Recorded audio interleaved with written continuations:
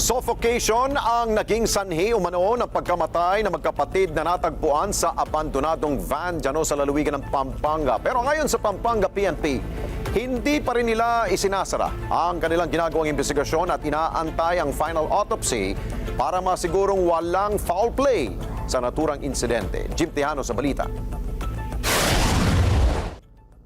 Asphyxia by suffocation o pagkaubos ng hangin sa katawan.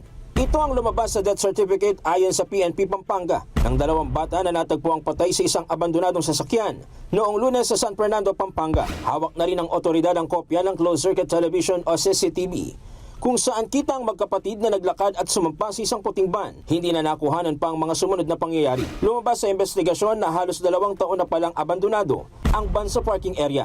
Chinek nila yung mga pintuan ng sasakyan, lahat ng mechanism ng door, nung pinto ng sasakyan is hindi na siya nag-work.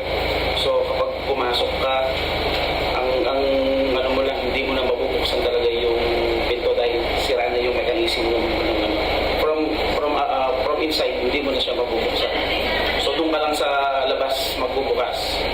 So yun yung problema, kaya hindi kagad nakalabas yung mga bata kasi napakamurang edad pa ng... Ayon sa Pampanga Police, nasa 200 hanggang 300 metro lang ang layo sa bahay ng mga biktima mula sa kung saan sila natagpo ang patay. Sa kabila nito, nilinaw ng pulisya na hindi pa maaaring isara ang kaso. So ongoing yung investigation, no? Hindi pa rin natin sineset aside kung may foul play o wala. So hintayin natin yung autopsy report na magpo-final ng kung ano yung cause of death ng mga bata.